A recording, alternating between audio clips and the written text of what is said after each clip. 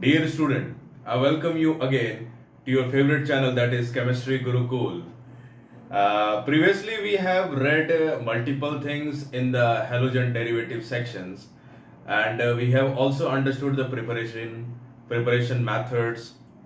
We have understood the classification method. We have understood the IUPAC nomenclature. Moving ahead in the sequence, we are going to talk about the physical properties.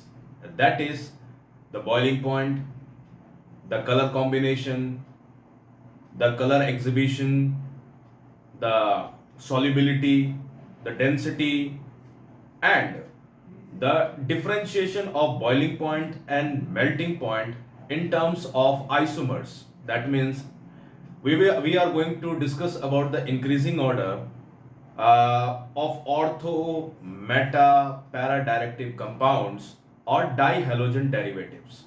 So in this section, we are going to cover these topics.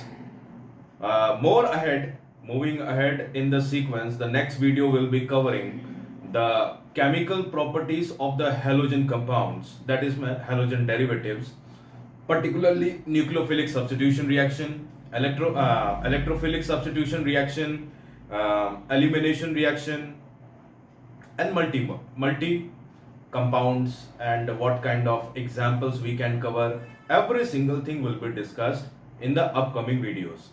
Though the frequency of the video is quite you can say very nominal, it is meager, but it will continue to keep on moving.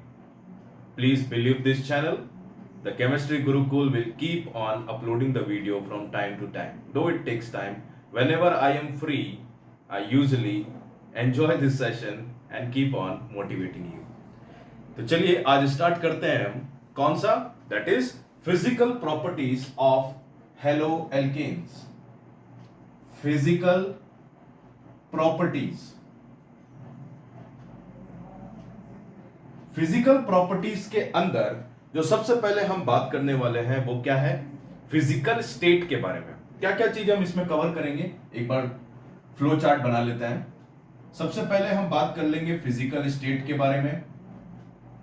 क्या होता है solid, liquid और gaseous में से, ये हम बात कर लेंगे. उसके बाद नेक्स्ट हमारे पास जो टर्म आ जाएगा वो आ जाएगा मेल्टिंग पॉइंट, बॉइलिंग पॉइंट, इसके बारे में बात कर लेंगे. फिर उसके बाद बात करेंगे हम डेंसिटी के बारे में और इस पे बेस्ड कैसे क्वेश्चंस बन सकते हैं. उसके बाद नेक्स्ट पार्ट जो हमारा हो जाता है डेंसिटी के बाद, वो हो जाती है सॉल्युबिलिटी. क्या हो जाता है, सॉल्युबिलिटी. तो इन सब पैरामीटर को हम कवर करेंगे इस वीडियो के अंदर. तो जल्दी से आप इसका स्क्रीनशॉट ले लीजिए कि क्या क्या हम पढ़ने वाले हैं, फिर एक एक करके सबको डिस्कस करते हैं और उनके बारे में जानते हैं. चलिए स्क्रीनशॉट ले लीजिए.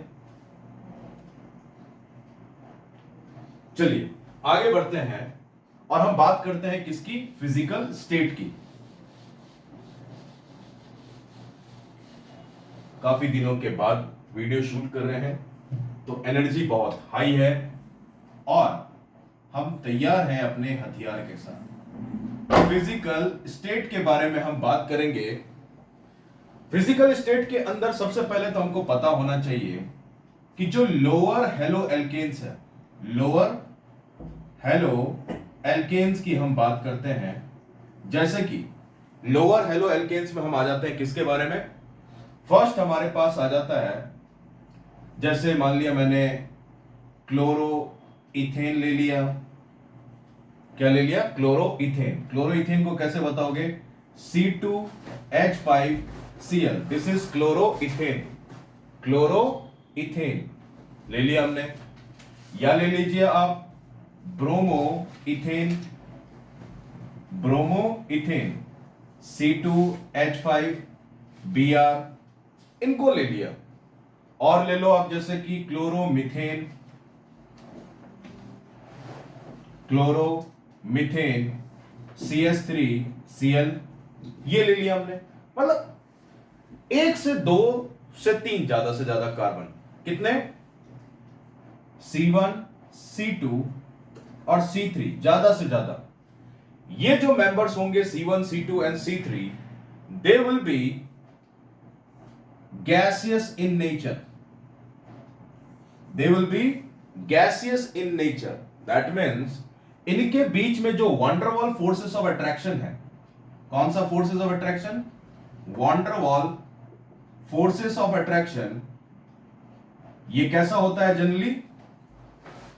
ये जनरली है हमारे पास वीक. अब अगर वीक फोर्स ऑफ अट्रैक्शन होता है तो जनरली क्या होता है हमारे पास? ये कवर करता है कि आपका जो इंटरेक्शन होगा वो कैसा रहेगा? वीक. और वीक इंटरेक्शन के कारण क्या होता है? कोई भी चीज गैसियस फेज में एग्जिस्ट करती है. अगर स्ट्रॉन्ग इंटरेक्शन होगा तो फिर उसके बाद लिक्विड बनेगा, और उससे ज्यादा स्ट्रॉन्ग इंटरेक्शन होगा तो वो सॉलिड बनेगा. ये किसके बेसिस पे हम बात करते हैं? वंडरवॉल फोर्सेस ऑफ अट्रैक्शन, जो कि हम 9th, 10th, 11th में जिसको कहते हैं इंटरमॉलिक्यूलर फोर्सेस ऑफ अट्रैक्शन. क्या कहते हैं?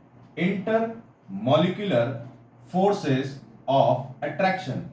बेसिकली ये weak van der Waals forces of attraction से ही जुड़े हुए होते हैं. ठीक है. तो लोअर हेलो एल्केन्स क्या रहेंगे? क्या रहेंगे? गैसियस फेज में एग्जिस्ट करते हैं. ठीक है. उसके बाद उससे जो हायर मेंबर्स होंगे वो लिक्विड एंड सॉलिड फेज में एग्जिस्ट करेंगे. जैसे जैसे कार्बन का नंबर इंक्रीज होता चला जाएगा, number of carbon and higher halogens increases. जैसे जैसे कार्बन का नंबर इंक्रीज होगा, जैसे कि C4, C5 तक लिक्विड फेज में, उसके बाद से हमारे पास आने चालू हो जाएंगे कौन से? सॉलिड स्टेट में आने चालू होंगे. क्यों? क्योंकि intermolecular forces of attraction is directly proportional to, लिख लेंगे यहां पर, वंडरवॉल फोर्स, या फिर वंडरवॉल फोर्स, या फिर मैं कह दूं इंटरमॉलिक्यूलर फोर्सेस ऑफ अट्रैक्शन जो है वो डायरेक्टली प्रोपोर्शनल होता है किसके? मोलर मास के. किसके होता है? मोलर मास. मोलर मास क्या होता है? जैसे यहां पे कार्बन 2 है, हाइड्रोजन 5 है, क्लोरीन है. इन सारे एटम्स का हम क्या करते हैं? मास कैलकुलेट कर लेते हैं ग्राम के अंदर, तो वो हमारे पास कहलाता है मोलर मास.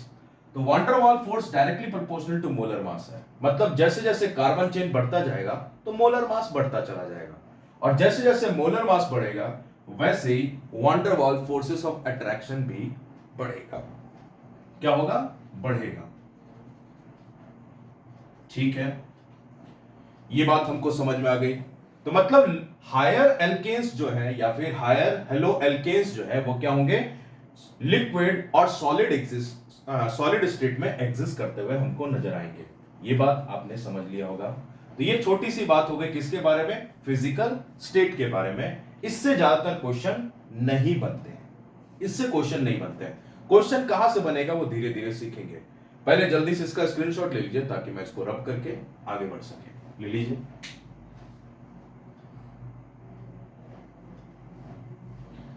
आपने स्क्रीनशॉट ले लिया होगा. नेक्स्ट बात कर लेते हैं हम कि क्या कोई हेलो एल्केन्स जो होते हैं वो कलर वगैरह भी दिखाते हैं क्या? तो हम एक नोट डालकर यहां पर लिखेंगे, छोटी सी बात लिखेंगे, ये इंपॉर्टेंट हो जाता है.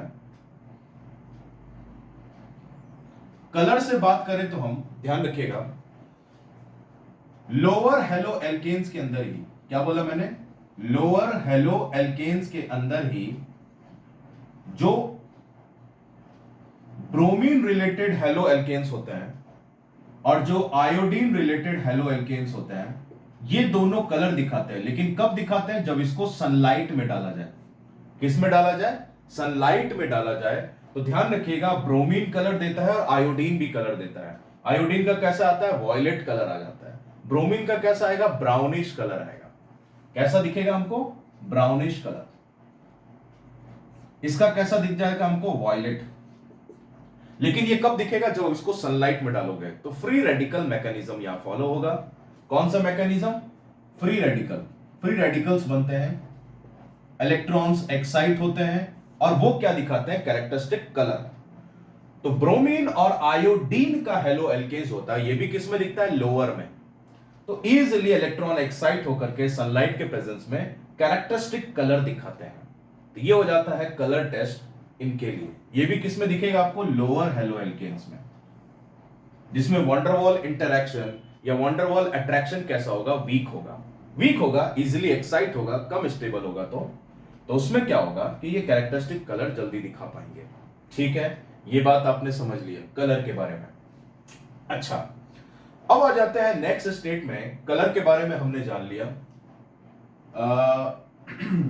बॉइलिंग पॉइंट और मेल्टिंग पॉइंट पाएंगे। उससे पहले इसका स्क्रीनशॉट ले लीजिए, छोटा सा टॉपिक है, इतना सही है, ये ले लीजिए। चलिए मैं हटा देता हूं इसको। अब क्या करते हैं कि हम बात कर लेते हैं बॉइलिंग पॉइंट और मेल्टिंग पॉइंट के बारे में।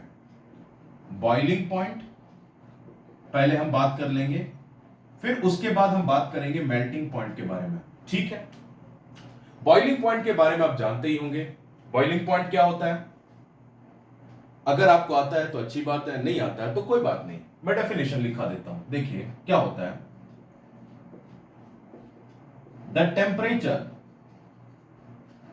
the temperature at which the vapor pressure of liquid becomes equal to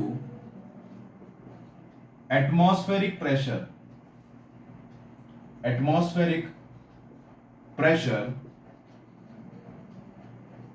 that temperature is termed as boiling point, वो टेम्परेचर जब जो लिक्विड का वेपर बनता है, प्रेशर जनरेट होता है, वो एटमॉस्फेरिक प्रेशर मतलब 1 atm के बराबर हो जाए, तब वहां पर जो टेम्परेचर होगा उस लिक्विड का, कैसे पता करेंगे हम, थर्मोमीटर डाल करके। ठीक है, प्रेशर 1 atm हो जाना चाहिए उस लिक्विड का। तो अगर 1 atm के बराबर हो जाता है तो उस समय जो टेम्परेचर होगा उसी को बॉइलिंग पॉइंट कहा जाता है। क्या कहा जाता है उसको, बॉइलिंग पॉइंट कहा जाता है किसी भी सब्सटेंस का। अच्छा, अब कहानी इसमें आती है हेलोजन डेरिवेटिव के रेस्पेक्ट में कि बॉइलिंग पॉइंट किस किस पैरामीटर पर डिपेंड करता है। तो देखिए, बॉइलिंग पॉइंट की अगर मैं बात करूं तो boiling point is directly proportional to van der Waals interaction. कैसा इंटरैक्शन हो रखा है मॉलिक्यूल्स के बीच में, ये कैसा इंटरैक्शन होता है, जनरली वीक वंडरवॉल इंटरैक्शन। इस तरीके से मॉलिक्यूल बिल्कुल पास पास में जुड़े हुए रहते हैं, ऐसे अट्रैक्शन होता है इनके बीच में, तभी वो सॉलिड, लिक्विड और गैस कहलाते हैं। तो जब भी हम बॉइलिंग पॉइंट की बात कर रहे हैं, मतलब जनरली जो लिक्विड है वो किस फेज में जा रहा है, वेपर फेज में जा रहा है। लिक्विड किस में जा रहा है, वेपर फेज में जा रहा है, मतलब गैसियस फेज में। तो उसके बीच में लगने वाला जो इंटरैक्शन है वो कितना स्ट्रांग है, उस बेसिस पे पता चलेगा कि बॉइलिंग पॉइंट ज्यादा होगा, मतलब ज्यादा एनर्जी लगानी पड़ेगी, या कम एनर्जी लगाने पे ही काम हो जाएगा।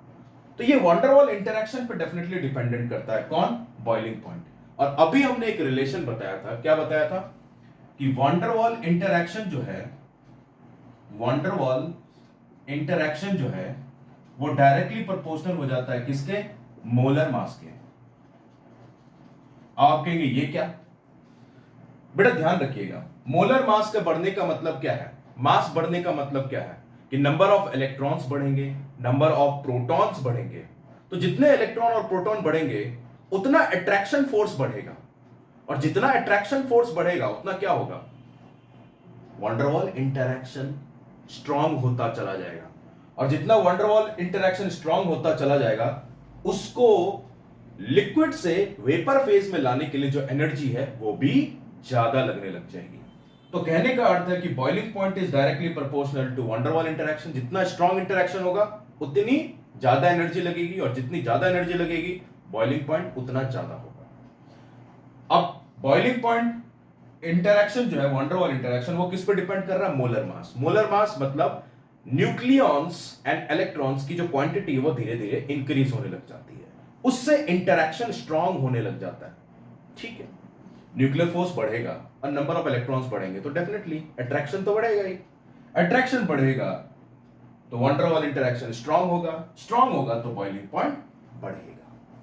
ये बात हमने समझ ली। अच्छा, अब कहानी को कैसे समझे? क्या कोई रिलेशन भी है क्या इसमें? तो बिल्कुल है।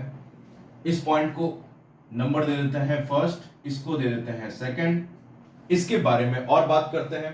पहले इन दोनों, इतनी छोटी सी चीज का आप स्क्रीनशॉट ले लीजिए, फिर आगे बढ़ेंगे। ले लीजिए,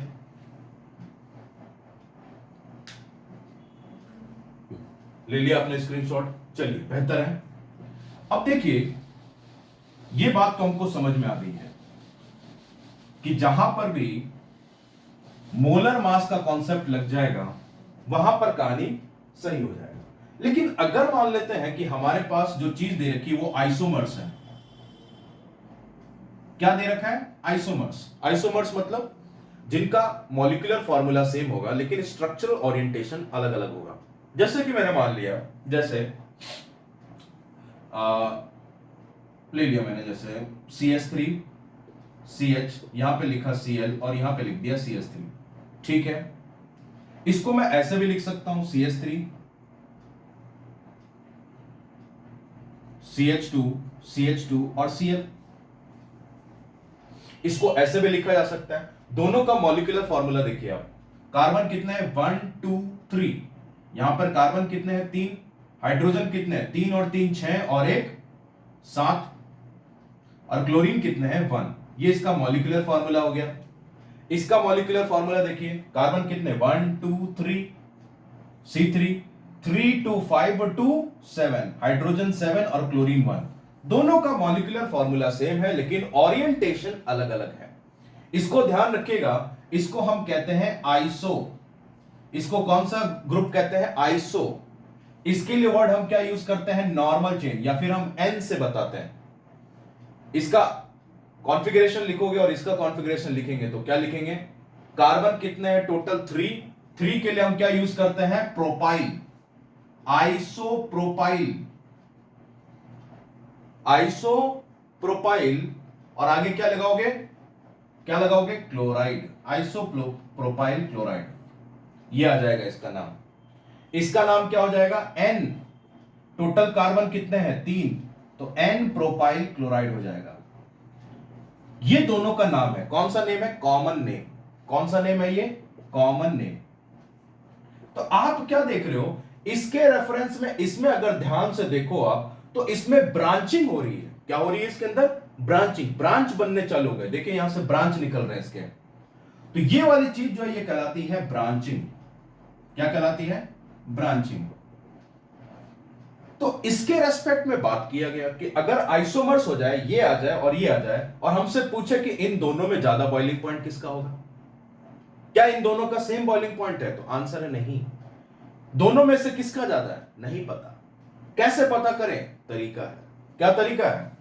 कि जो बॉइलिंग पॉइंट होता है, जो बॉइलिंग पॉइंट होता है वो इनवर्सली प्रोपोर्शनल होता है ब्रांचिंग के। इनवर्सली प्रोपोर्शनल होता है ब्रांचिंग के। मतलब जितनी ज्यादा ब्रांचिंग होनी चालू हो जाए, जितनी ज्यादा ब्रांचिंग होनी चालू हो जाए, बॉइलिंग पॉइंट उतना ही कम हो जाएगा। जितनी ज्यादा ब्रांचिंग होगी, क्या लिख लोगे आप? ब्रांचिंग जितनी ज्यादा होगी, बॉइलिंग पॉइंट उतना कम होगा। बॉइलिंग पॉइंट कम होगा। अब आप कहेंगे ऐसा कैसे सर, क्यों? मैं कहूंगा कि जब ये कोई चीज लॉन्गेस्ट चेन होती है, सरफेस एरिया अगर आप बढ़ा दोगे, क्या करोगे इसका? सरफेस एरिया आप बढ़ा दोगे तो ध्यान रखिएगा, बॉइलिंग पॉइंट जो है, जो एनर्जी ट्रांसफर करोगे आप, वो एनर्जी ट्रांसफर ज्यादा लगेगा, ज्यादा टाइम लेगा और ज्यादा एनर्जी बॉन्ड्स के थ्रू निकलना पड़ेगा। तो इससे क्या होगा कि इसकी जो बॉन्ड डिसोसिएशन एंथैल्पी है वो बढ़ जाती है। इसमें क्या होता है? मॉलिक्यूल जो होता है वो कंसाइज हो जाती है, कंसाइज। तो एनर्जी तुरंत बहुत तेजी से इसके अंदर फैलता है, जिसके कारण से ये क्या होगा? बहुत फास्ट काइनेटिक एनर्जी इसको मिलेगी। फास्ट काइनेटिक एनर्जी मिलेगी, तो ये लिक्विड से गैसियस फेज में तुरंत कन्वर्ट होना चालू होगा, जल्दी कंपैरेटिवली। और इसमें क्या होगा कि लॉन्ग टाइम ड्यूरेशन के बाद जाकर के इसमें क्या होगा, बन्नी ये जो बॉन्ड्स है वो ब्रेक होने चालू होंगे। तो कहने का अर्थ क्या है, इलेक्ट्रॉन्स यहां पर जल्दी एक्साइट नहीं होंगे, इसमें जल्दी एक्साइट हो जाएंगे, क्योंकि इसका जो सरफेस है वो क्या हो गया, छोटा हो गया। सरफेस क्या हो गया, छोटा हो गया। समझ गए बात ये? तो ये रिएक्ट जल्दी करेगा, ठीक है। तो boiling point is inversely proportional to branching. तो अगर कोई आपसे पूछ ले कि अगर नियो दिया हुआ है आपको आइसोमर्स में, फिर दिया हुआ है आइसो ग्रुप दिया हुआ है, और एक नॉर्मल चेन दिया हुआ है, तो पूछेगा कि तीनों में से सबसे ज्यादा बॉइलिंग पॉइंट किसकी होगी, तो आप कहेंगे कि भाई साहब जिसमें ब्रांचिंग कम होगा उसकी बॉइलिंग पॉइंट ज्यादा होगी। तो ध्यान रखिएगा, ब्रांचिंग कम किसमें होता है, नॉर्मल चेन में। तो इसका बॉइलिंग पॉइंट सबसे ज्यादा, फिर आइसो में, और फिर नियो में। ये ऑर्डर हो जाएगा क्या हमारा बॉइलिंग पॉइंट का। ये क्या है, नॉर्मल चेन, ठीक है। ये आइसोमर्स के रेस्पेक्ट में बात की हमने, ठीक है। इतनी सी बात अब जल्दी से नोट कर लीजिए। तो हमने ये बात समझ लिया कि इन दोनों में अगर मैं बात करूं बॉइलिंग पॉइंट किसका ज्यादा हो जाएगा, तो आप कहेंगे इसका ज्यादा होगा। रीजन क्या होगा, boiling point is inversely proportional to branching. समझ में आ गई बात? क्योंकि दोनों का मोलर मास तो सेम है ना। अगर मॉलिक्यूलर फॉर्मूला सेम है तो मोलर मास भी सेम है। तो मोलर मास वाला कॉन्सेप्ट तो यहां लगेगा नहीं कि van der Waals forces of attraction, van der Waals forces of attraction आपने कहा था कि डायरेक्टली प्रोपोर्शनल होता है मोलर मास के। तो यहां तो मोलर मास सेम है ना, तो क्या करें, तो ये कॉन्सेप्ट लगेगा। फिर ये कॉन्सेप्ट लगा करके हम इन दोनों के बीच में डिफरेंशिएट कर लेंगे। तो जल्दी से इसका स्क्रीनशॉट ले लीजिए, फिर आगे बढ़ते हैं। ले लीजिए।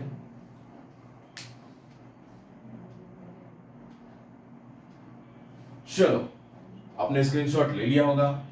अब कहानी को थोड़ा सा और आगे बढ़ाते हैं और आते हैं हम किस पे, बेंजीन रिंग्स पे,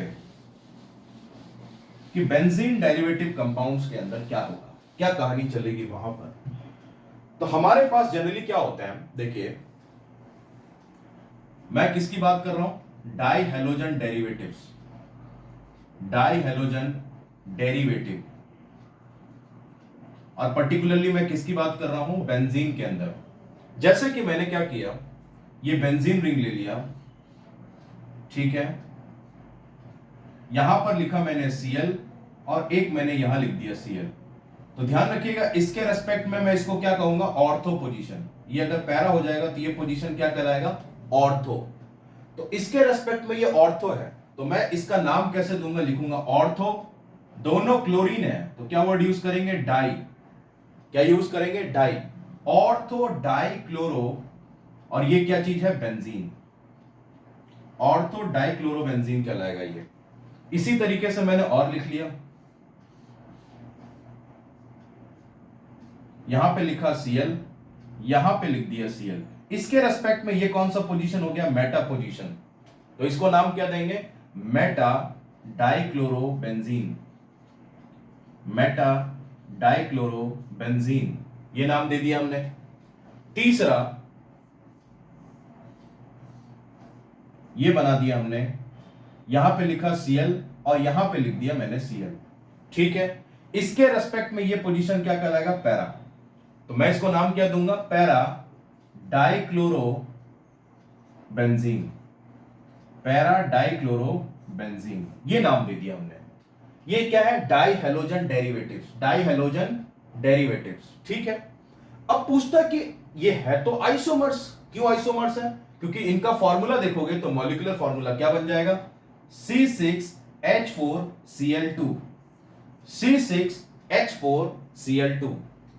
दो क्लोरीन होंगे और यहां पर हाइड्रोजन, यहां पर चार हाइड्रोजन होंगे, और कार्बन कितने होंगे, 1 2 3 4 5 और 6, टोटल कार्बन होंगे 6, हाइड्रोजन कितने होंगे 4, और क्लोरीन कितने होंगे 2। सब में यही कंडीशन लगेगा, C6H4Cl2 मॉलिक्यूलर फॉर्मूला है। ये आपस में क्या कहलाएंगे, आइसोमर्स। ये सारे आपस में क्या है, आइसोमर्स है। मतलब मॉलिक्यूलर फॉर्मूला से स्ट्रक्चरल ओरिएंटेशन डिफरेंट डिफरेंट है। अब कहानी आ जाती है कि बॉइलिंग पॉइंट में क्या ऑर्डर रहेगा इनका। सबसे खतरनाक क्वेश्चन और बार बार रिपीट होने वाला क्वेश्चन, इंपॉर्टेंट मार्क करेंगे इसको, ठीक है, पूछ लिया जाता है बहुत बार। बेसिकली होता क्या है कि जब हम बात करते हैं इनके बॉइलिंग पॉइंट के रेफरेंस में, तो इनका नियरली सेम होता है। अगर कोई पूछे तो आप वर्ड क्या यूज करेंगे, they are having nearly same boiling point, they are having nearly same boiling point. लेकिन जो हमारे अंदर का केमिस्ट्री है वो मानता नहीं है, वो कहता है कि नियरली सेम है ना, तो फिर भी डिफरेंशिएट करके बताओ नियरली से क्या मतलब होता है। हमको फिर भी इसके बीच में डिफरेंशिएशन चाहिए। इसको नाम दे दो आप ए, इसको दे दो बी और इसको दे दो सी। मैं कहा ठीक है, दे दिया नाम। अब कह रहा है कि इनके अंदर भी डिफरेंशिएट करके बताओ। मैं कहा कर देंगे।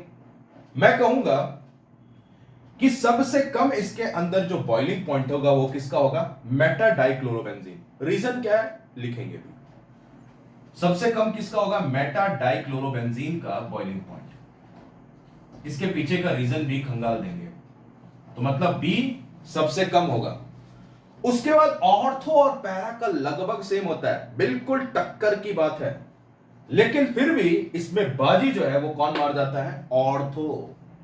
कौन मार जाता है, ऑर्थो। मतलब उसके बाद बॉइलिंग पॉइंट किसका है, पैरा डाइक्लोरोबेंजीन का। रीजन क्या है अभी लिखेंगे।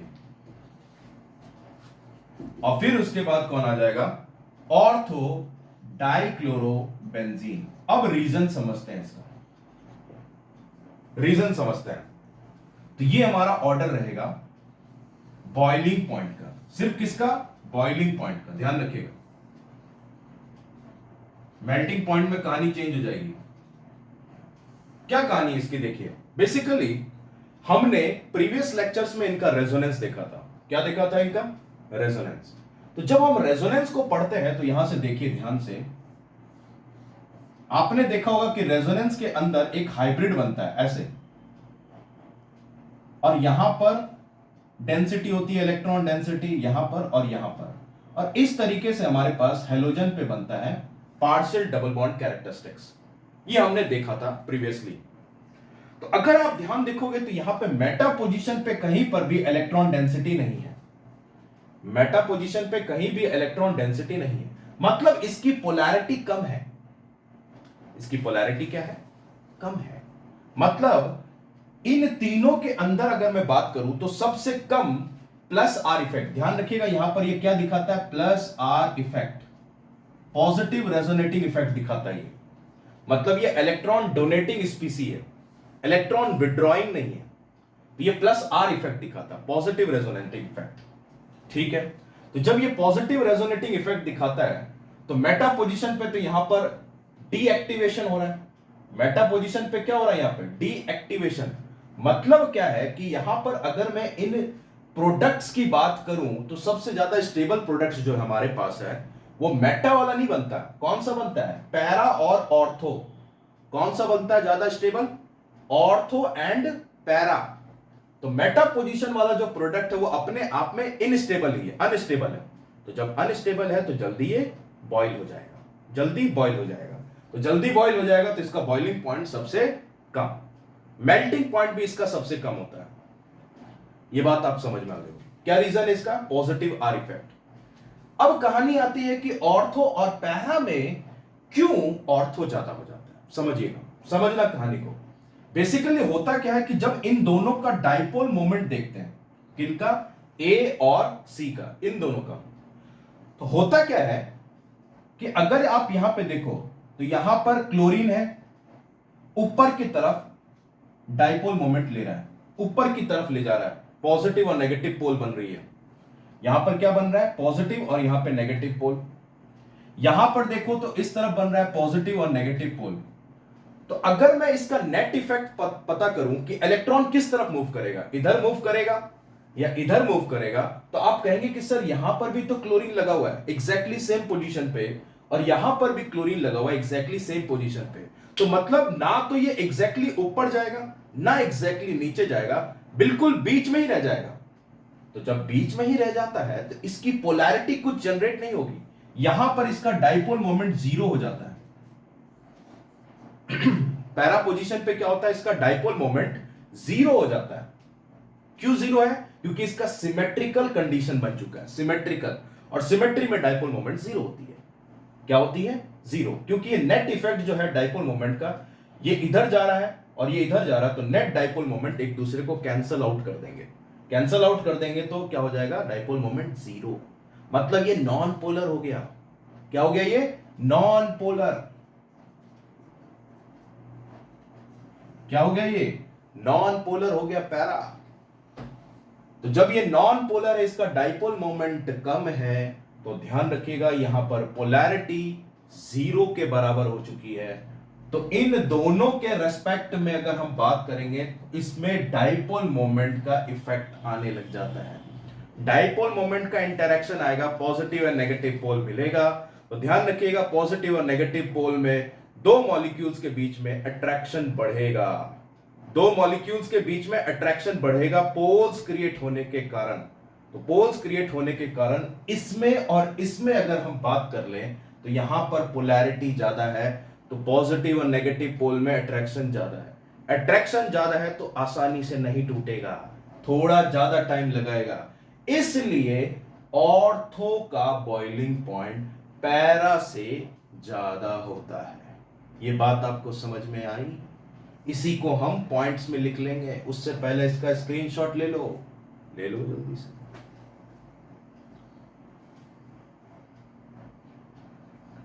ले लिया आपने? चलिए इसी चीज को हम पॉइंट्स में लिख लेते हैं, है ना।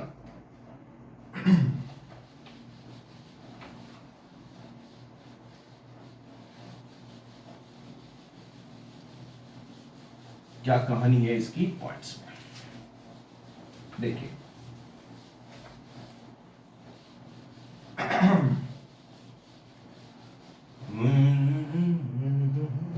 कदमों में रख दूं ये जहां। देखिए कहानी आ गई हमारे पास। हम लिख लेते हैं पॉइंट्स टू रिमेंबर। इसी के नीचे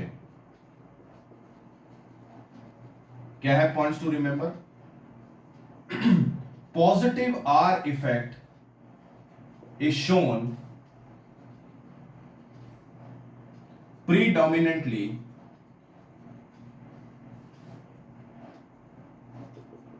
in ortho and para direction, and meta position is getting deactivated.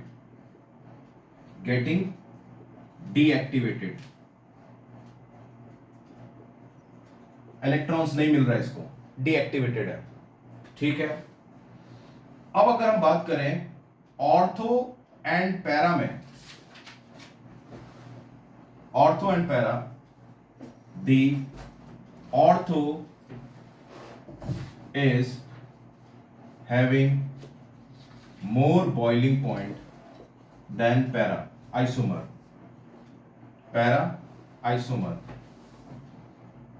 Because in para dichlorobenzene it is having net dipole 0.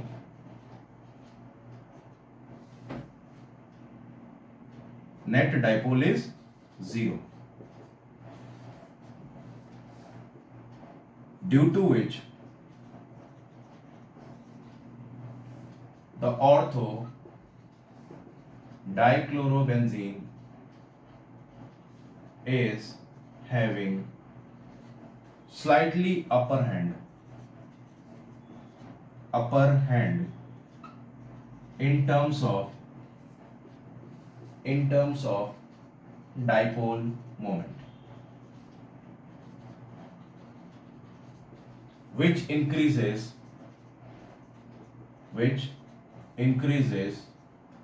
interaction force, which increases strong interaction, जिसमें ऑर्थो डाइक्लोरोबेंजीन का जो dipole moment होता है वो होता है mu is equals to 2.50 Debye, around इतना होता है 2.50 डी बाई। और इसका पैरा डाइक्लोरोबेंजीन का नेट डाइपोल 0 होता है। ये इसकी वैल्यू है। ये बात आप समझ गए होंगे, पॉइंट्स टू रिमेंबर इसके अंदर हमने लिख लिया। अब आते हैं नेक्स्ट हम किस पे, मेल्टिंग पॉइंट पे। उससे पहले जल्दी इसका स्क्रीनशॉट ले लीजिए, फिर आगे बढ़ेंगे। ले लीजिए।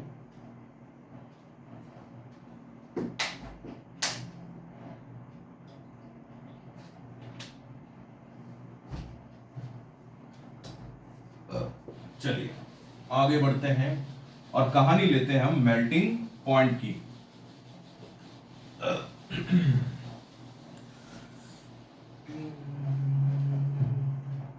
मेल्टिंग पॉइंट, और मेल्टिंग पॉइंट के अंदर भी जो हम प्रीडोमिनेंटली बात करेंगे वो किसकी बात करेंगे, ब्रांचिंग के रेस्पेक्ट में, और फिर हम बात करेंगे डाइहैलोजन डेरिवेटिव्स के रेस्पेक्ट में। ध्यान रखिएगा यहां पर क्या कहानी होती है मेल्टिंग पॉइंट में, यहां पर भी होता है van der Waals force of attraction. आपको पता ही है, मैंने लिखा है डायरेक्ट अभी, डायरेक्टली प्रोपोर्शनल किसके होता है, मोलर मास के। तो मेल्टिंग पॉइंट भी डायरेक्टली प्रोपोर्शनल होता है वांडर वॉल फोर्स के, directly proportional to van der Waals. Strong interaction होगा तो सॉलिड से लिक्विड में जाने में टाइम लगेगा। लेकिन इसमें थोड़ा सा मामला अलग हो जाता है। Melting point is directly proportional to branching. और एक चीज लिख लेंगे, melting point is directly proportional to packing efficiency. Packing efficiency, अब ये सब क्या चीज है देखिए, मैं दो कंडीशन लिख लेता हूं जो हमने अभी थोड़ा देर पहले बात किए थे। CH यहां पे लिखा, Cl यहां पे लिख दिया CH3, ठीक है।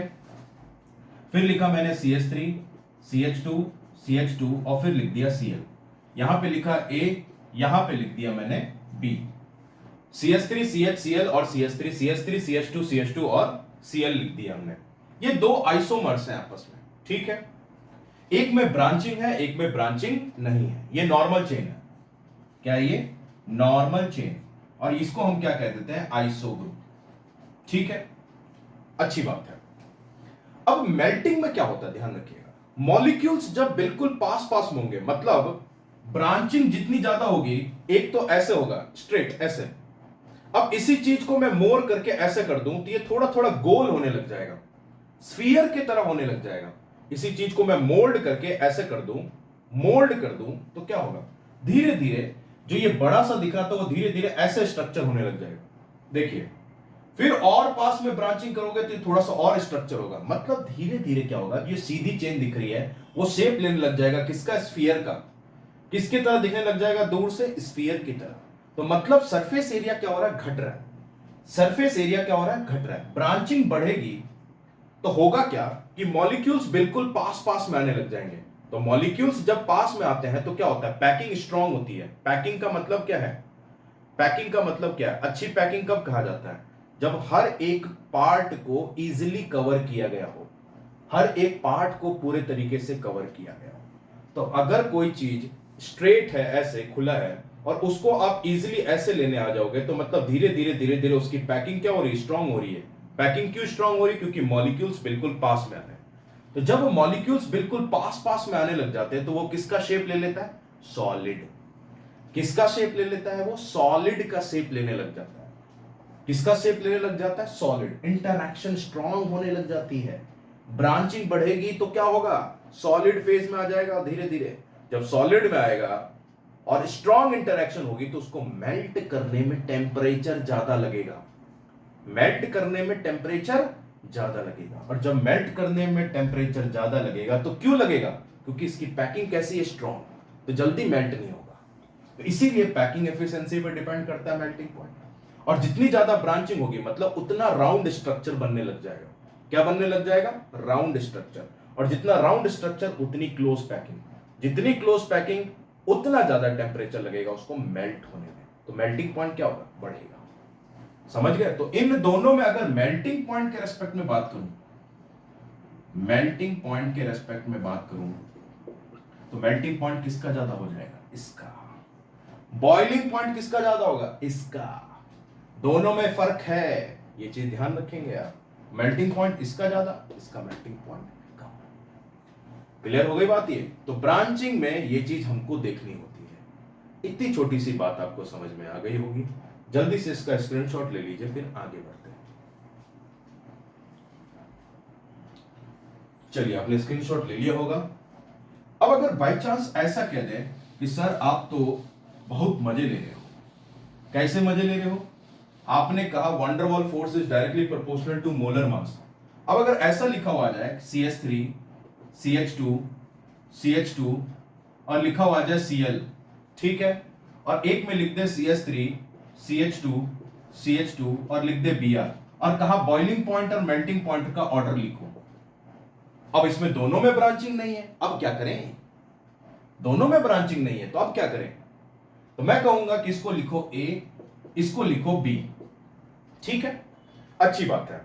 अब कहेंगे कि इसका बॉइलिंग पॉइंट का बताइए क्या रहेगा और मेल्टिंग पॉइंट का। तो मैंने क्या कहा? वंडरवॉल फोर्स, वंडरवॉल के डायरेक्टली प्रोपोर्शनल क्या है हमारे पास? क्या है हमारे पास? मोलर मास के डायरेक्टली प्रोपोर्शनल है, और यही डायरेक्टली प्रोपोर्शनल है बॉइलिंग पॉइंट और मेल्टिंग पॉइंट के भी। तो कहने का अर्थ क्या है कि अगर नॉर्मल चेन है, नॉर्मल चेन है, तो आप देख लीजिए मोलर मास किसका ज्यादा है? तो मोलर मास यहां पे ब्रोमीन का ज्यादा है, क्योंकि बाकी सब तो सेम है। ब्रोमीन का ज्यादा है। दोनों का मोलर मास कैलकुलेट कर लो, जिसका मोलर मास ज्यादा होगा उसका बॉइलिंग पॉइंट और मेल्टिंग पॉइंट ज्यादा होगा। तो यहां पर किसका ज्यादा है? बी का ज्यादा है, क्योंकि यहां पर ब्रोमीन लगा हुआ है, यहां पर क्लोरीन लगा हुआ है। कम होता है दोनों का, ठीक है, ब्रोमीन का कम होता है और क्लोरीन का ज्यादा। तो ये बॉइलिंग पॉइंट का ऑर्डर भी ये रहेगा। ब्रांचिंग दोनों में नहीं है, सेम सेम है, तो मेल्टिंग पॉइंट में भी क्या होगा? सेम रहेगा। क्या मेरी बात आपको समझ में आ गई? लेकिन अगर ब्रांचिंग हो जाता तो कहानी चेंज हो जाती। ब्रांचिंग होती है तो कहानी चेंज कैसे, ये भी बात कर लेते हैं। जैसे देखिए, मैंने लिख दिया ऐसे, जैसे मान लेते हैं यहां पे लिखा CH3, यहां पे CH, यहां पे Cl, और यहां पे लिख दिया मैंने CH3। ये लिखा A, और यहां पे लिख दिया CH3, यहां पे लिखा CH, यहां पे लिखा Br, और यहां पे मैंने लिख दिया CH3। अब कहेंगे कि बॉइलिंग पॉइंट और मेल्टिंग पॉइंट का ऑर्डर बताइए। तो आप जानते हो यहां पर Cl है, यहां पर Br है। Cl है, Br है, बाय डिफॉल्ट यहां पर मोलर मास ज्यादा है, यहां पर मोलर मास कम है, तो कोई फर्क नहीं पड़ेगा। अभी भी वही चीज फॉलो होगी। मोलर मास किसका ज्यादा? B का, तो B ग्रेटर देन A, यही बॉइलिंग पॉइंट और यही मेल्टिंग पॉइंट का भी ऑर्डर रहेगा। क्लियर है बात? आपके दिमाग में काफी अदर क्वेश्चंस भी आ रहे होंगे, तो जो भी आपके दिमाग में क्वेश्चन आता है उसको कमेंट सेक्शन में लिखे, we will try to clarify it, ठीक है। जल्दी से इसका स्क्रीनशॉट ले लीजिए। फिर डाई हैलोजन डेरिवेटिव से रिलेटेड मेटा, ऑर्थो और पैरा में क्या रहेगा इसका ऑर्डर, वो देख लेते हैं, जिससे क्वेश्चन बनते हैं। ले लीजिए। चलिए आगे बढ़ते हैं और अब हम बात कर लेते हैं किसकी? Di halogen derivatives, di halogen derivatives, और इसमें मेल्टिंग पॉइंट का ऑर्डर क्या रहेगा? MP, melting point. जैसे मैंने लिखा बेंजीन के साथ में यहां पर ले लेता हूं क्लोरीन। जरूरी नहीं है क्लोरीन ही लिया जाए, ब्रोमीन भी ले सकता हूं, ऐसा कोई दिक्कत नहीं है। लेकिन जो भी लोगे वो आइसोमेरिक होना चाहिए, सेम सेम होना चाहिए, ये चीज ध्यान रखेंगे आप। यहां Cl लिखा, यहां Cl लिखा, क्योंकि यहां पे डाई हेलो लिखा मैंने।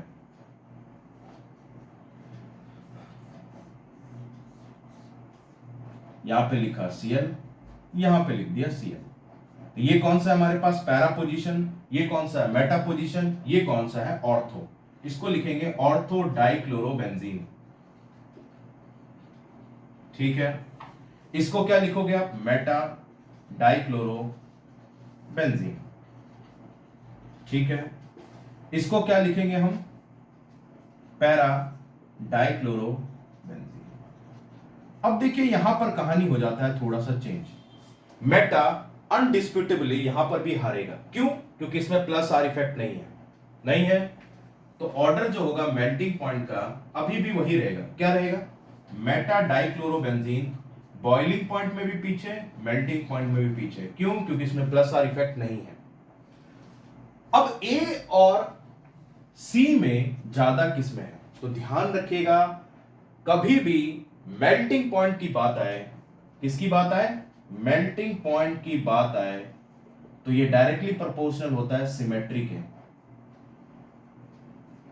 जिसमें भी सिमेट्रिकल स्ट्रक्चर होगा उसकी पैकिंग बहुत स्ट्रांग होगी। जिसका भी सिमेट्री होता है वो हमेशा पैकिंग स्ट्रांग होता है। और मैंने भी जस्ट आपको कहा मेल्टिंग पॉइंट किसके डायरेक्टली प्रोपोर्शनल होता है, पैकिंग के। तो कहने का अर्थ क्या है कि जिसमें सिमेट्रिकल ज्योमेट्री होगी उसकी पैकिंग सबसे स्ट्रांग होगी। और जब वो इजीली फिट इन हो जाता है किसी भी मॉलिक्यूल के लैटिस में, ध्यान रखिएगा मैं क्या बोल रहा हूं, लैटिस में, ध्यान रखिएगा किसकी बात हो रही है, लैटिस। लैटिस वर्ड हम किसके लिए यूज करते हैं, सॉलिड के लिए। लैटिस वर्ड हम किसके लिए यूज करते हैं, सॉलिड के लिए। तो जो सिमेट्रिकल स्ट्रक्चर है वो इजीली लैटिस में फिक्स हो जाता है, मतलब सॉलिड स्ट्रक्चर में इजीली कवर हो जाता है। तो अब अगर लैटिस इजीली, इसका जो हमने यूनिट लिया है ये इजीली फिट इन हो जाता है, तो मतलब क्या है कि हर तरफ से अगर आप डायरेक्शनल देखोगे तो ये आराम से प्रॉपर कंडीशन में अरेंज हो जाएगा। तो अगर अच्छे तरीके से अरेंज हो पाएगा तो मतलब इसके बीच में जो जगह है, स्पेस है, वो इजीली कवर होगी, आराम से कवर होगी। क्यों? क्योंकि ये इजीली फिट हो जाता है। तब अगर इजीली फिट हो जाएगा तो क्या होगा, हर छोटे छोटे जगह को कवर कर लेगा। कवर कर लेगा तो पैकिंग कैसी होगी, स्ट्रांग। और पैकिंग स्ट्रांग होगी तो इसका मेल्टिंग पॉइंट ज्यादा हो जाता है ऑर्थो से, ध्यान रखिएगा। फिर इसके बाद कौन आएगा, ऑर्थो डाइक्लोरोबेंजीन। और इसमें कौन आ जाएगा, पैरा डाइक्लोरोबेंजीन। रीजन क्या है इसके अंदर, para isomer has plane of symmetry due to which it gets easily fit into the lattice, hence packing efficiency increases,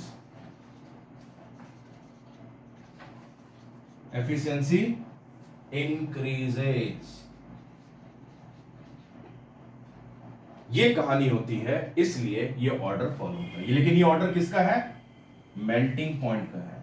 boiling point में ये यहां पे आ जाएगा और ये यहां पर आ जाएगा। रीजन वहां पर क्लियर है, डाइपोल मोमेंट। ठीक है, तो ये ऑर्डर लिख लीजिए जल्दी से, मैं इसको इंक पिला देता हूं, आप इसको नोट करो।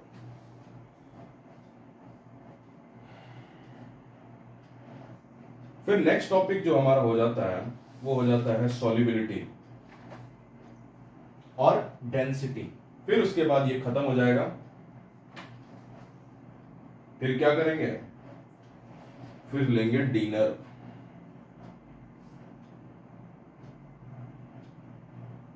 और क्या करेंगे, गाने गाएंगे।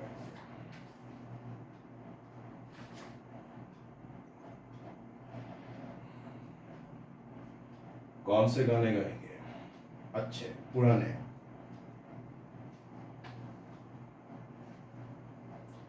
जब कोई बात बिगड़ जाए या कोई मुश्किल पर जाए, तुम देना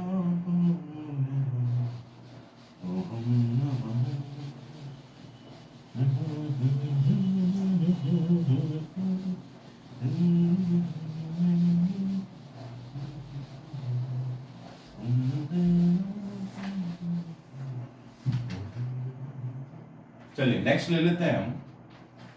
नेक्स्ट इज डेंसिटी। बड़ा आसान सा चीज है, density is directly proportional to मास।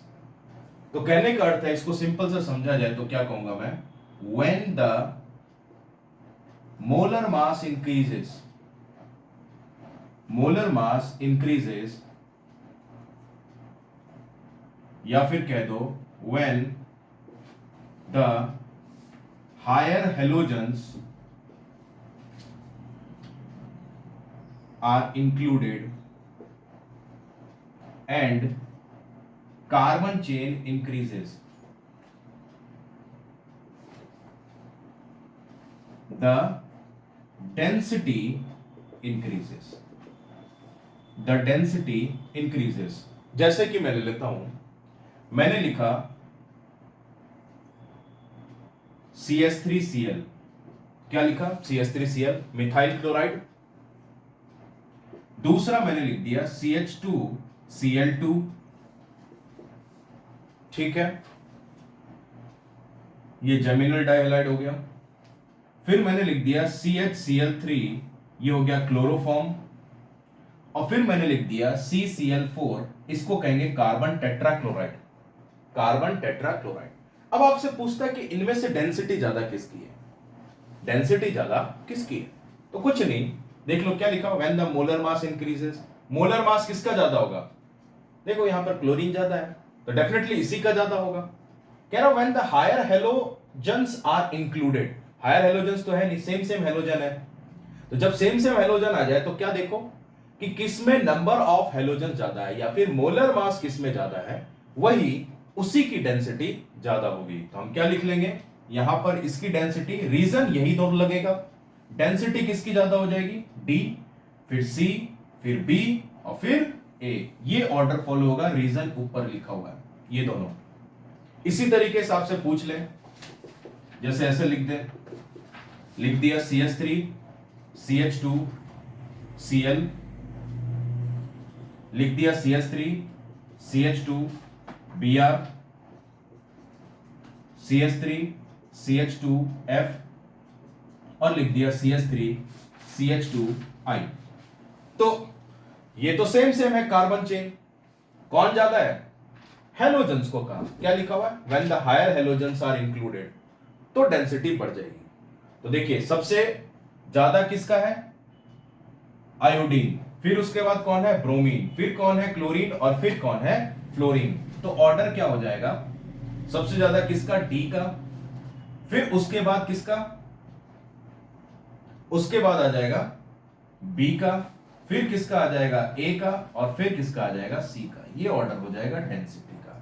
बड़ा आसान सा चीज था, छोटी छोटी बात थी, ये हमने कर लिया. ये एनसीईआरटी का क्वेश्चन है और बहुत बार पूछ भी लिया जाता है कॉम्पिटिटिव एग्जाम्स के अंदर.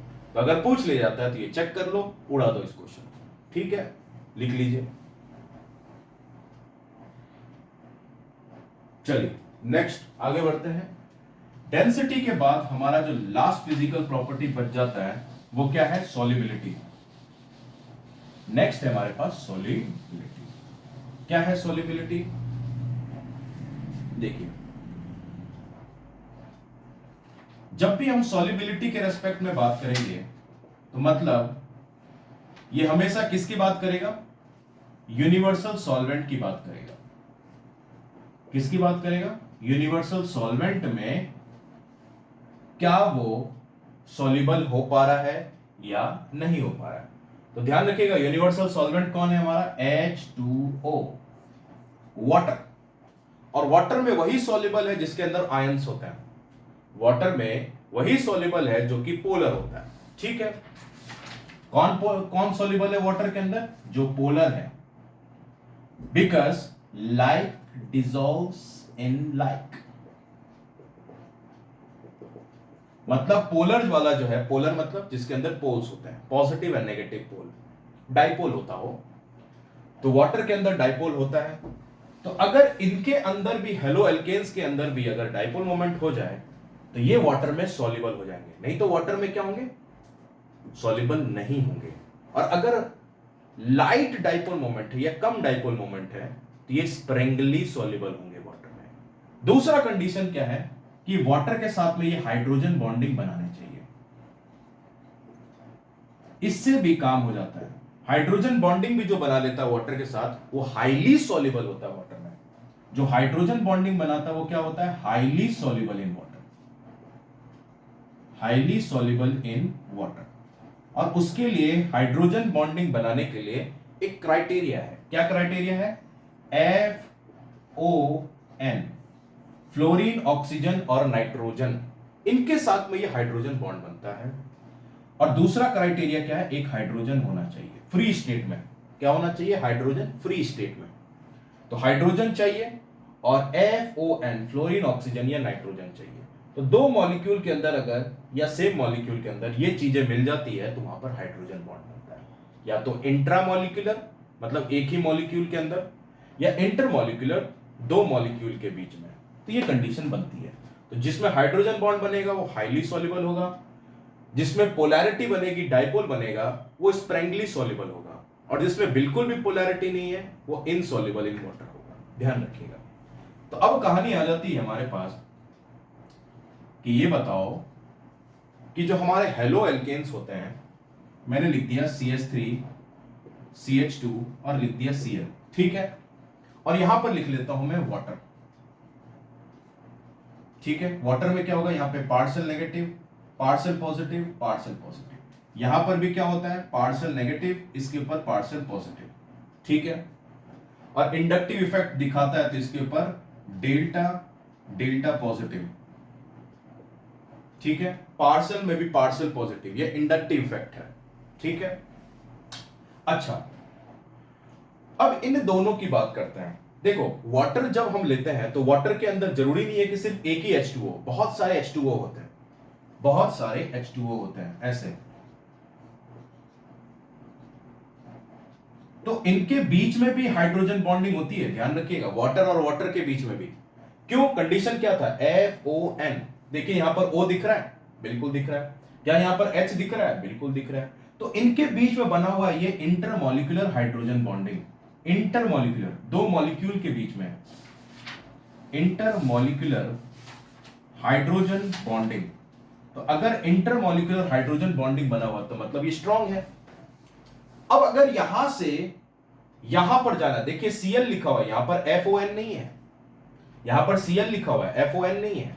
आप कहेंगे यहां पर F लगा दो ना सर, फिर तो हो जाएगा ना। मैं जनरल ट्रेंड की बात कर रहा हूं, पूरे ग्रुप की, हेलो एल्केन्स पूरे ग्रुप की। तो ये हमारे पास हाइड्रोजन बॉन्ड तो बना नहीं पाएगा, तो कैसा बनाएगा, वीक इंटरेक्शन होगा इनके बीच में। कैसा weak interaction, dipole dipole interaction, dipole dipole interaction, जो इसको कह देते हैं हम वीक वंडरवॉल इंटरेक्शन, या इसी को कहा जा सकता है वीक वंडरवॉल इंटरेक्शन। ये सबसे स्ट्रॉन्ग वंडरवॉल फोर्स होता है, और ये कैसा है हमारे पास, वीक वंडरवॉल इंटरेक्शन, ठीक है। अब अगर ये वीक वंडरवॉल इंटरेक्शन है तो ध्यान रखिएगा यहां से रिलीज होने वाली जो एनर्जी है, ध्यान रखिएगा, कहानी समझाता हूं मैं आपको, कि अगर दो मॉलिक्यूल में अट्रैक्शन ज्यादा है, किसमें ज्यादा है, अट्रैक्शन ज्यादा है, मॉलिक्यूल में अगर अट्रैक्शन ज्यादा है तो ध्यान रखिएगा उसके बीच में जो एनर्जी है वो कम होगी। अट्रैक्शन के इनवर्सली प्रोपोर्शनल एनर्जी होता है। अगर किसी मॉलिक्यूल के बीच में गैप ज्यादा है तो वो गैप किस कारण से है, एनर्जी के कारण। तो यही एनर्जी अगर बाहर निकल जाए तो अट्रैक्शन बढ़ने लग जाएगा। अट्रैक्शन बढ़ेगा कब, जब एनर्जी कम होगी, ठीक है। तो अगर ये वीक इंटरेक्शन है मतलब इनके बीच में गैप ज्यादा होगा, इतना स्ट्रॉन्ग अट्रैक्शन नहीं है, स्ट्रॉन्ग अट्रैक्शन नहीं है मतलब यहां से निकलने वाली एनर्जी कम है। और एक चीज मैंने बार बार आपको एम्फसाइज किया होगा, एनर्जी के इनवर्सली प्रोपोर्शनल होती है स्टेबिलिटी। क्या होती है, इनवर्सली प्रोपोर्शनल होती है स्टेबिलिटी। मतलब अगर इनके बीच में अट्रैक्शन कम है, अट्रैक्शन कम है तो क्या ज्यादा है, एनर्जी ज्यादा है। अट्रैक्शन कम है तो क्या ज्यादा है, एनर्जी ज्यादा है। अब अगर एनर्जी ज्यादा है तो स्टेबिलिटी इन दोनों के बीच में क्या होगा, अगर ये जुड़ भी जाएंगे तो स्टेबिलिटी कम होगी। तो ध्यान रखिएगा वाटर इसके साथ में इंटरैक्ट ना करके इसके साथ में इंटरैक्शन कर लेता है, तो क्या होता है कि हल्का सा इसके तरफ अट्रैक्ट होता है वाटर में, ये डाइपोल डाइपोल इंटरैक्शन के कारण हल्का सा अट्रैक्ट होता है। तो अब अगर ये हल्का सा ही अट्रैक्ट होता है, ज्यादा स्ट्रॉन्ग अट्रैक्शन नहीं है, तो वाटर में ये कंप्लीटली सॉल्युबल नहीं होते हैं, वाटर में ये कंप्लीटली सॉल्युबल नहीं होते हैं। नोट डाल के लिखेंगे, it is sparingly soluble, sparingly मतलब हल्का, आंशिक, partially, sparingly soluble in water, sparingly soluble in water due to weak dipole dipole interaction, dipole dipole interaction. समझ के बात ये, और हमेशा ध्यान रखिएगा, जब कहीं पर भी बॉन्डिंग बनती है वाटर के साथ में, तो वहां पर एनर्जी रिलीज होती है। उस रिलीज एनर्जी को हाइड्रेशन एनर्जी कहा जाता है। क्या कहा जाता है? इनके बीच से जो एनर्जी रिलीज होगी ना, जो यहां पर एनर्जी रिलीज होती है जब भी वाटर के साथ में कोई बॉन्डिंग बनाता है, तो उसको क्या कहा जाता है? सॉल्वेशन एनर्जी या हाइड्रेशन एनर्जी। हाइड्रेशन एनर्जी या solvation energy.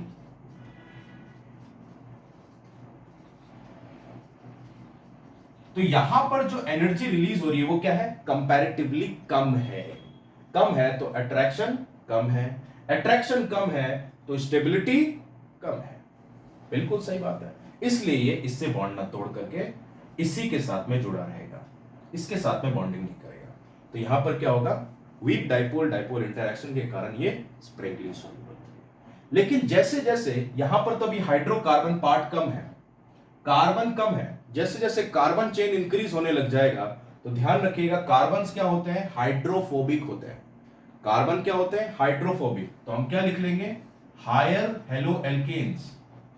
Higher halo alkanes are insoluble in water, are insoluble in water. क्यों इनसॉल्युबल होते हैं? क्योंकि यहां पर ये जो पार्ट आपको दिख रहा है ना, ये कार्बन, कार्बन जो होते हैं बेसिकली क्या होते हैं, या फिर आप कह दो एल्काइल ग्रुप। एल्काइल ग्रुप जो होते हैं वो हाइड्रोफोबिक इन नेचर होते हैं। हाइड्रोफोबिक, आप कहेंगे हाइड्रोफोबिक क्यों होता है? क्योंकि कार्बन का कोई पोलैरिटी नहीं है। कार्बन का कोई पोलैरिटी नहीं है, यहां पर इसका नेट डाइपोल जीरो होता है।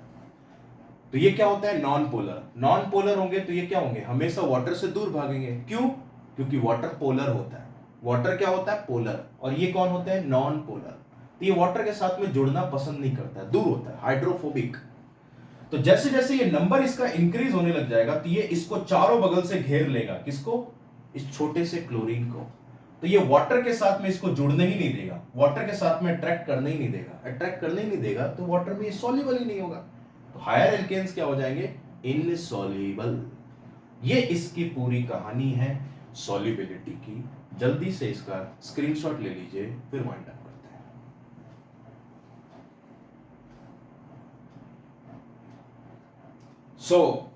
सो डियर स्टूडेंट, मेरे अंदाज से आपने इस लेक्चर को एंजॉय किया होगा और हर एक छोटे छोटे पैरामीटर को हमने डिटेल में बात करने की कोशिश करी। जो भी डाउट्स आपके दिमाग में आते हैं कृपया कमेंट सेक्शन में लिख दिया करें, ताकि मैं उस पे टाइम पे पहुंच सकूं और उस डाउट्स को सॉल्व कर सकूं। So till then take care of yourself and I hope you might have enjoyed the lessons. Keep on enjoying the lecture, keep on learning, keep on revising. Revision and multiple question practice is only key to success. आने वाले lectures के अंदर ध्यान रखिएगा, हम काफी सारे questions भी करेंगे, क्योंकि without question theory is of no use. क्योंकि क्वेश्चन से ही पता चलेगा कि हमारा डायमेंशन क्या है, और without dimension there is nothing. Dimension ही हमें डिसाइड करता है या हम डिसाइड करते हैं कि हम किस तरफ बढ़ेंगे। Till then take care of yourself and have a great day. Me Gangesh Kumar signing off from chemistry Gurukul channel. Take care, take care.